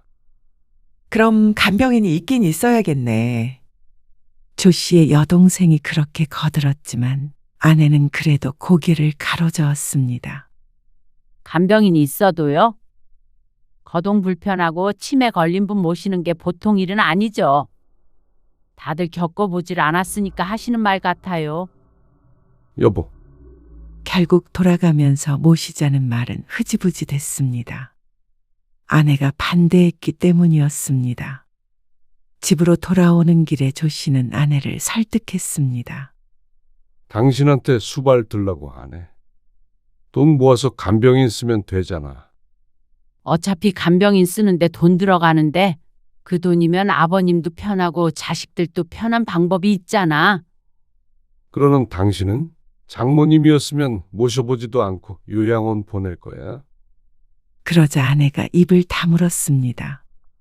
거 봐. 나도 내 부모 생각하는 건 똑같아. 우리 엄마 얘기가 왜 나와? 그리고 누군 뭐 아버님 생각 안 해서 그런 소리 해? 아내는 도리어 서운하다는 듯이 말했습니다. 당신이 괜히 고집 부리고 있는 거야. 날 나쁜 며느리로 몰아세우지 마. 조 씨는 한숨을 쉬었습니다. 아내가 이런 태도를 보이는데 막무가내로 아버지를 모실 수는 없었습니다. 어쨌거나 아내의 허락이 필요한 문제였습니다. 그렇다고 아직 정신이 온전하다고 할 수 있는 아버지를 요양원에 모실 생각은 하지 못했습니다. 그리고 그건 다른 형제들도 마찬가지였습니다. 조 씨의 남동생이 아버지를 우선 모시고 살겠다고 연락을 해왔습니다. 재수 씨는 뭐라고 안 해? 괜찮대. 어차피 집에 있는 시간도 길지 않고 그러니까. 그렇다고 아버지 혼자 둘 수도 없다고. 그래도 이해해주니 다행이라고 생각하면서도 미안했습니다. 장남은 못 모시겠다고 하는 꼴이 되었으니 말이죠. 그래서 돈이라도 넉넉하게 모으자고 형제들끼리 이야기를 마쳤습니다. 다들 미안해하는 것은 마찬가지였죠. 그렇게나 많이 필요한가? 요양원에 모시는 것도 아닌데 말이야. 아내의 한마디에 조 씨는 마음속에서 무언가 뚝 끊기는 기분이었습니다. 아니면 공평하게 돌아가면서 모시던가. 뭐? 이미 결정된 거 아니야? 그러면 다른 말 하지 말어. 아니, 부부끼리 그런 말도 못해? 우리 돈으로 주는 건데 내가 일 안 한다고 그러는 거야, 당신? 그게 아니잖아. 나는 처남 사업 안 될 때도 도와줬는데 우리 아버지 병수발 드는 비용도 아끼자고 하는 건 너무한 거 아니야?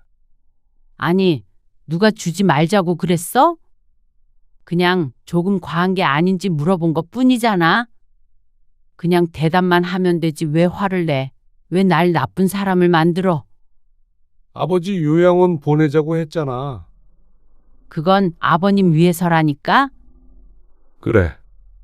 나중에 장모님 편찮으시면 당신 그 소리 곧바로 나오나 보자. 조 씨의 말에 아내는 충격받은 표정을 지었습니다. 어떻게 그런 말을 할 수 있나 하는 얼굴이었죠.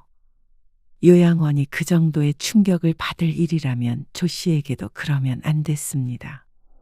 결국 아버지가 살던 집을 처분하고 조 씨의 동생이 아버지를 모시고 갔습니다.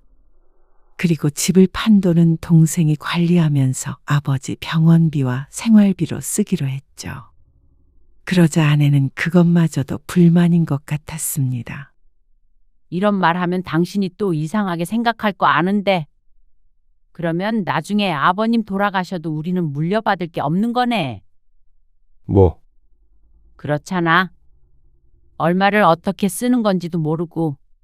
물론 앞으로 오랫동안 아버님 모시게 된다면 모르지만 금방 돌아가시게 된다면. 그만해. 아내의 말이 현실적일지는 몰라도 조 씨가 듣기에 기분 좋은 말은 아니었습니다. 그것도 아내가 아버지 모시는 것에 반대한 상황에서는 말이죠. 조 씨가 처가에도 해준 게 없다면 서운할 문제는 아니었습니다. 배우자의 부모를 모시고 산다는 게 단순한 일이 아니었으니 말이죠. 하지만 조 씨는 같이 살지 않았다 뿐이지 아내와 살면서 평생 처가에 헌신했습니다. 금전적인 부분은 말할 것도 없었고 말이죠. 그런데 금방 돌아가실 게 돈 때문에 걱정된다는 아내가 그럼에도 불구하고 잠깐도 모시고 살 수 없다고 한 것이 화가 났습니다. 명절을 제외하고는 조 씨의 부모에게 잘하려는 노력은 한 적도 없었던 아내였으니 더욱더 그랬습니다. 장남 남편 대신에 시동생이 모시고 산다고 하면 고마워해야 할 텐데 시동생이 돈을 다 가져갈까봐 전전긍긍하는 것 같아서 어쩐지 정이 떨어지는 것 같았습니다. 거봐. 당신이 뭐라고 할 줄 알았어. 근데 아닌 건 아닌 거잖아. 반대로 우리 부모님 문제였어도 당신도 똑같은 말 하지 않았을까? 물론 아내가 무슨 말을 하는지 알고 있었습니다. 하지만 부모를 떠맡기는 주제의 돈은 공동으로 관리하자고 할 수도 없는 노릇이었고 나눠 갖자고 할 수도 없었습니다. 양심이 있다면 말이죠. 불만이 있으면 아버지 우리가 모시고 오면 돼. 그러자 아내는 입을 다물었습니다. 친정에 관련된 일이라면 뭐든 발벗고 나서는 아내가 시집 문제라면 선이 확실했습니다. 알고는 있었지만 이번 일로 더욱 확실히 아내에 대해서 알게 되었습니다. 다행히 아버지는 동생의 집에서 적응을 잘했습니다. 건강이 더 나아진 것 같다는 연락도 받았습니다. 아버지가 둘째 조카의 대학 등록금을 내줬다는 말을 듣고 아내는 또 입을 삐죽거렸습니다. 하지만 조 씨가 화냈던 일을 기억하기에 따지지는 않았죠. 하지만 조 씨는 다시금 아내에게 실망할 수밖에 없었습니다. 아버지 문제가 일단락되고 몇 달이 지났을 때였습니다. 아내가 저녁 식사 자리에서 조심스럽게 말을 꺼냈습니다. 여보, 부탁할 게 있는데. 조 씨는 젓가락을 내려놓았습니다. 아내가 부탁할 게 있다고 말할 때는 대부분 처가와 관련된 일이었습니다. 뭔데? 엄마 있잖아. 생활비가 부족한 것 같아. 이번 달만 150만 원만 도와주면 안 될까? 자잘한 돈은 알아서 썼지만 큰 돈이 나간다면 서로 알 수밖에 없었습니다. 그러니까 아내는 미리 조 씨의 허락을 구할 수밖에 없었는데 부탁이라기보다는 통보에 가까웠습니다. 당연히 들어줄 거라고 생각하고 묻는 것이니 말이죠. 150만 원?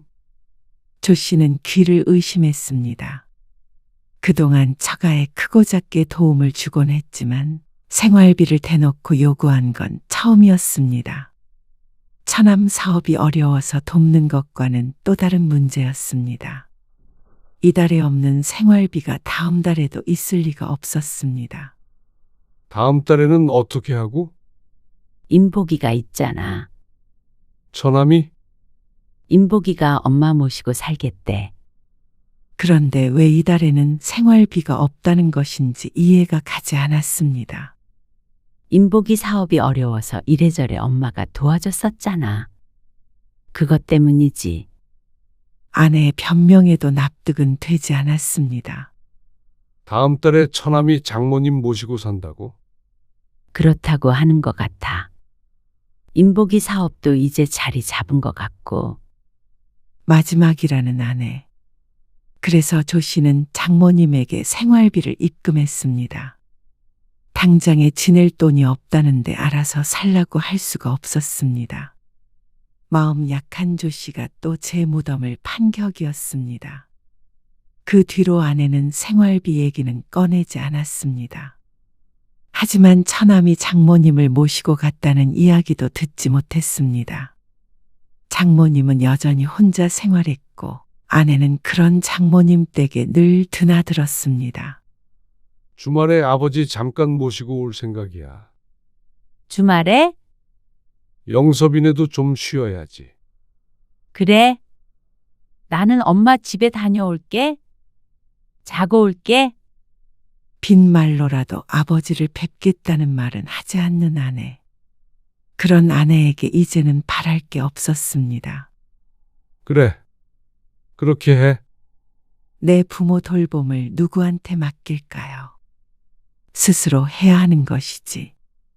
애초에 아내에게 시킬 생각도 없었습니다. 주말에 아버지 모시고 둘이서 외식이나 해야겠다 싶었습니다. 멀리는 못 가더라도 말이죠. 아내는 금요일 저녁에 처가에 가서 일요일 저녁에 돌아왔습니다. 아버지를 동생네 모시고 드리고 나니까 집에 와 있었죠. 그런데 친정에서 푹 쉬고 왔으면 기분이 좋아야 하는데 어쩐지 얼굴이 어두웠습니다. 여보, 이번에 임복이네도 왔거든. 또 모임했어? 형제들끼리 장모님 댁에 자주 모이는 걸 알고 있길래 대수롭지 않게 물었습니다. 그런데 미리 약속된 일은 아니었던 듯 했습니다. 그게 아니고 지금 임복이네가 좀 힘든가 봐. 뭐가? 사업 잘 되고 있는 거 아니었어? 그러자 아내가 심각한 어투로 말했습니다. 거래처가 갑자기 여러 군데가 끊겼는데 그것 때문에 지금 정신이 없는 것 같아. 어쩌냐? 하지만 처남이 조 씨의 회사 일을 도울 수 없듯이 조 씨도 처남이 하는 일에 도움을 줄 수 있는 부분이 없었습니다.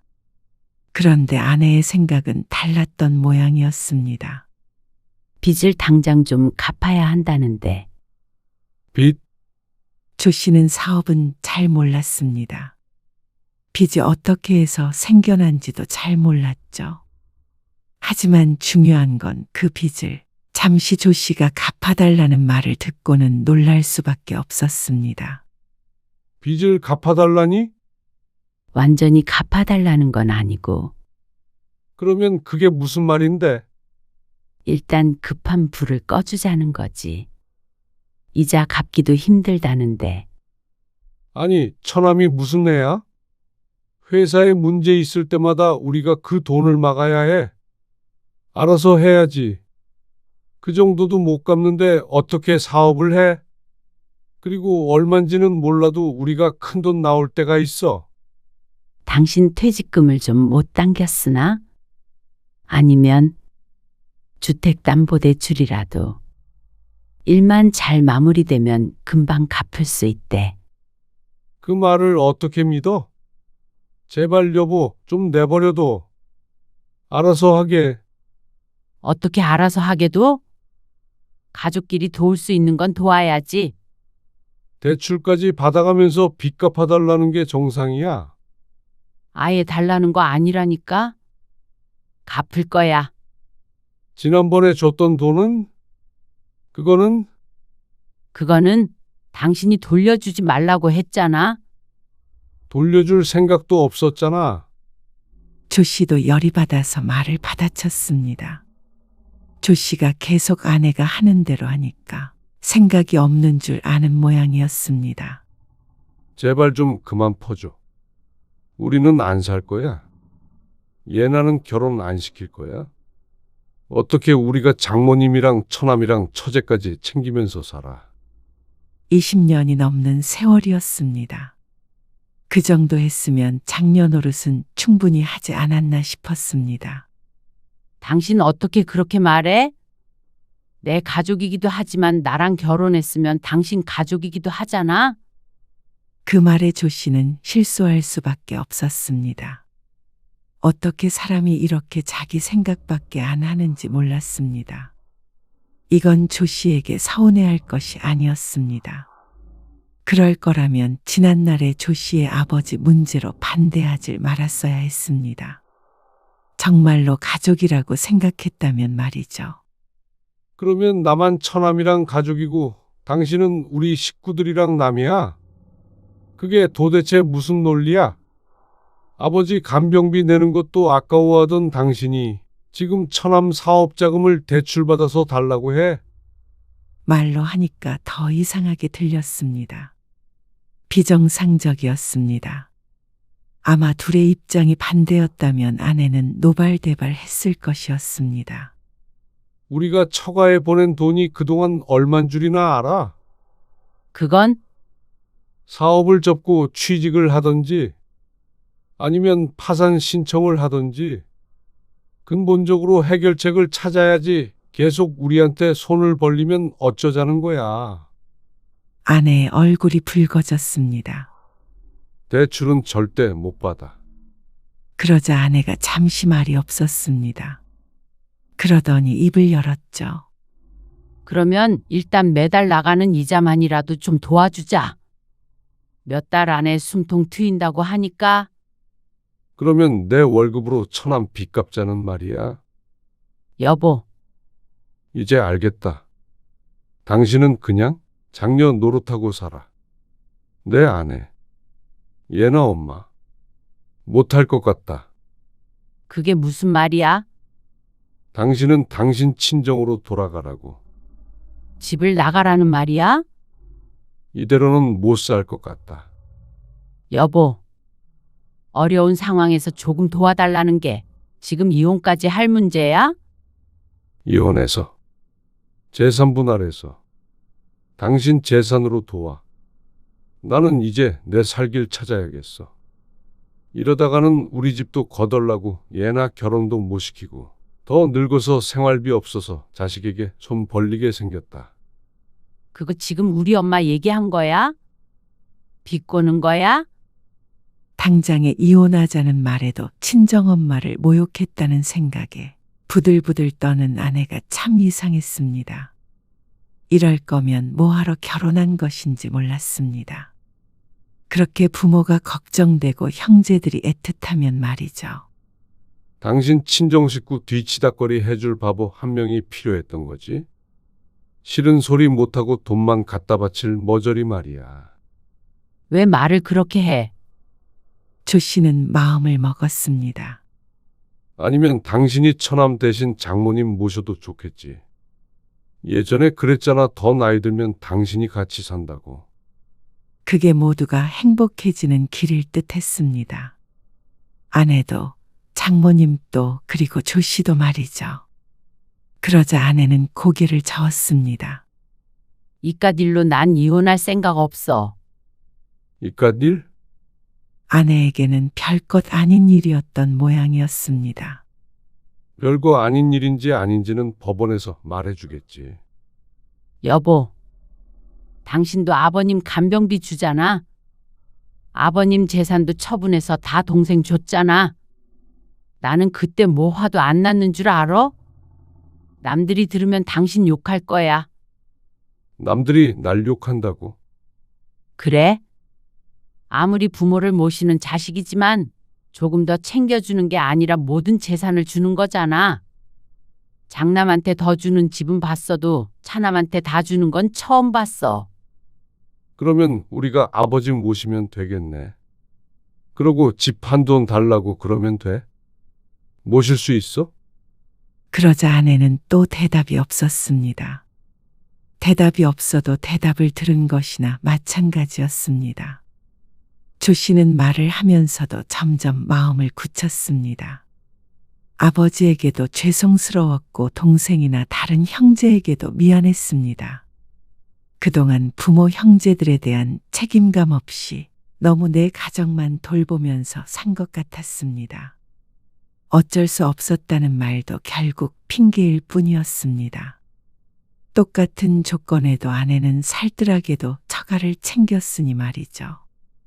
그리고 일주일 내내 조 씨와 아내는 서로 대화가 없었습니다. 아내도 나름 화가 났다는 표시인 듯 했습니다. 그리고 조 씨가 말이 없자 이혼하자는 말이 빈말인 줄 알았던 모양이었습니다. 주말에 조 씨는 짐을 쌌습니다. 당장 필요한 옷가지와 세면도구를 가방에 넣었죠. 집을 나서려고 하자 아내가 뒤따라오며 말했습니다. 어디 가려고 그래? 여보, 일단 나가서 지낼게. 이렇게 같이 지내는 건 의미가 없을 것 같다. 서로 생각 정리하자. 나는 정리할 생각 없어. 나가지 마. 나가면 나 당신 용서 안 해. 조 씨가 그런 아내를 바라보았습니다. 얘기 좀 해. 조 씨는 현관문을 열고 나서며 한마디를 남겼습니다. 변호사 통해서 연락할게. 조 씨를 부르는 아내의 목소리가 들렸지만 무시했습니다. 조 씨는 우선 회사 근처 원룸을 얻었습니다. 좁았지만 오히려 마음이 편했습니다. 20몇 년 만에 혼자가 된 것이었습니다. 첫날 밤 좁은 침대에 누워 천장을 바라보았습니다. 적막했습니다. 하지만 머릿속이 복잡해서 외롭다는 생각은 들지 않았습니다. 그날 이후 아내에게서 연락이 쏟아졌습니다. 문자와 전화가 하루에도 수십 번씩 왔습니다. 그리고 그 사이에 조 씨는 변호사를 만났습니다. 여보, 집으로 돌아와. 인복이 사업 문제는 없던 일로 할게. 알아서 하라고 할게. 그러면 되잖아. 그런다고 다 해결되는 것이 아니었습니다. 처남의 문제는 수많은 문제 중에 하나였으니 말이죠. 근본적으로 해결해야 할 것은 아내의 생각이었습니다. 하지만 근 30년간 같이 살아온 조 씨가 잘 알았습니다. 그러면 내가 장모님이나 처남이랑 멀리 떨어진 곳으로 이사가서 살자고 하면 살 수 있어? 어떻게 그래? 당신 회사도 있고 그런데 살 수 있냐고. 지금 연을 끊으라는 말이야? 그게 말이 돼? 당신은 왜 이렇게 우리 가족들을 싫어하는 거야? 결국 이것이었습니다. 아내에게 1순위 가족은 조 씨가 아니었습니다. 남의 집 장남은 빼오는 것이 아니라는 소리는 들은 적이 있었지만 그게 장녀에게도 해당되는 말인 줄은 처음 알았습니다. 사람에 따라 다른 것이겠지만 그런 의미에선 조 씨가 유별난 사람을 아내로 맞은 것이었죠. 길게 끌지 말고 이혼하자.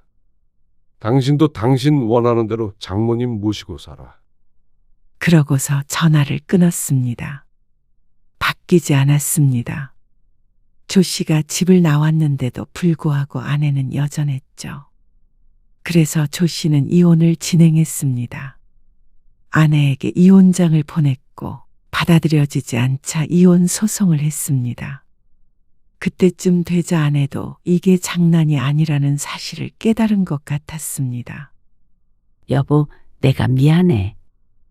자기 가족을 사랑한 것을 가지고 사과받는 것이 무슨 의미가 있을까 싶었습니다. 그저 조 씨가 그 가족까지 품을 수 있는 그릇이 안 됐던 것뿐이었습니다. 앞으로도 나는 처가 식구들을 우선하지 못해. 바뀌는 게 없다고. 그래도 이혼하기가 싫어? 그러자 아내는 말없이 고민하는 듯 보였습니다. 아내도 이 문제로 평생을 싸우는 것에 지쳤는지도 몰랐습니다. 그러면 재산 분할은 어떻게 되는 건데? 그래서 차라리 돈을 받고 친정으로 돌아갈 생각이 들었는지도 몰랐습니다. 결국 조 씨와 아내는 이혼 도장을 찍었습니다. 길고 길었던 결혼 생활이 끝이 났죠. 같이 살던 아파트는 처분했고 조 씨는 분할받은 재산으로 작은 빌라를 구했습니다. 방이 2개 있어서 아버지를 모시기에 충분했습니다. 물론 종일 아버지를 돌볼 처지는 아니기에 형제들과 함께 모시게 되겠지만 말이죠. 하지만 아내 눈치를 보느라 생각조차 못했던 일을 이제야 할 수 있게 되었습니다. 조 씨는 동생 집에서 아버지를 모셔왔습니다. 다음번에는 내가 모시고 갈게, 오빠. 형제들 사이에 이견은 없었습니다. 언젠가는 요양원에 모시게 될지도 모르겠지만 그래도 하는 데까지는 힘을 합쳐서 해보자는 생각이었습니다. 아버지는 생각보다 건강했고 모시기에 힘들지 않았습니다. 대부분 시간을 집에서 라디오를 듣거나 텔레비전을 보는데 썼기 때문이었습니다. 돈 때문에 문제가 생길 거라고 말했던 아내의 예상은 틀렸습니다. 아버지 집을 처분한 돈은 거의 그대로 있었고 생활비로 사용한 내역을 공유했습니다. 그런 동생에게 오히려 다른 형제들이 더 챙겨줘야 한다고 주장하기도 했죠. 그리고 어느 날 아내에게서 연락이 왔습니다. 다들 잘 지내시지? 잘 지내. 인복이는 사업은 접기로 했어. 빚이 좀 있는데 내가 일부 갚았고 나머지는 일해서 갚는다고 했고. 그래. 결국에는 그렇게 됐구나 싶었습니다. 이제는 아내가 어떤 결정을 하더라도 조 씨와는 상관없는 일이었죠. 나 후회하고 있어. 아내의 갑작스러운 말에 조 씨는 할 말을 잃었습니다. 이제 와서 그런 말 해도 나는 지금이 좋아. 나도 일자리 구했어. 엄마 집은 팔아서 얼마라도 건지기로 했고. 지금은 나랑 같이 살아. 잘 됐네. 처남 사업 때문에 대출을 받았던 집을 처분한 모양이었습니다. 차라리 그게 모두에게 잘된 일이라고 생각했습니다. 처음부터 다시 시작하는 격이 되겠지만 계속해서 마이너스 되는 것보다는 나은 것 같았습니다. 아내가 자신의 선택에 후회한다는 것인지 아니면 조 씨에게 했던 일들에 후회한다는 것인지는 몰랐습니다. 그리고 굳이 무슨 뜻인지 묻지도 않았습니다. 아내도 설명하려 하지 않았고 말이죠. 그렇게 싱거운 대화는 끝이 났고 전화는 끊어졌습니다. 조 씨는 휴대폰을 한참 내려다보았습니다. 남은 인생은 나를 위해 살아가기로 했습니다. 아내를 위해서도 아니고 처가를 위해서도 아니고 오직 나 자신과 내가 진정으로 지켜야 할 것들을 위해 살기로 했습니다. 딸이 있기에 아내와의 인연이 이게 마지막은 아니겠지만 더 이상 부부 사이로 만날 일은 없을 것이었습니다. 아버지, 다리 주물러 드려요? 됐어. 다리 안 아파? 조 씨는 아버지 옆에 앉았습니다. 늦은 나이에 이혼남이 된 아들을 보고 속상해 하실지는 모르겠지만 아들인 조 씨는 마음이 편안했습니다. 늘 가슴을 무겁게 짓누르던 것이 사라진 기분이었습니다. 후회는 없었습니다.